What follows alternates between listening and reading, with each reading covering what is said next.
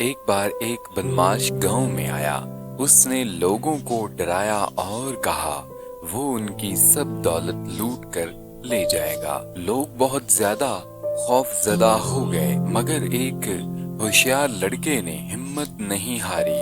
اس نے گاؤں والوں کو ایک منصوبہ بتایا۔ اگلی رات جب بدماش دوبارہ آیا تو گاؤں والے تیار تھے۔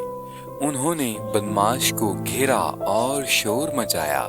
بدماش گھبرا گیا اور بھاگنے لگا، لیکن گاؤں والوں نے اسے پکڑ لیا، فوراً سے کال کی اور پولیس اسے پکڑ کر لے گئی۔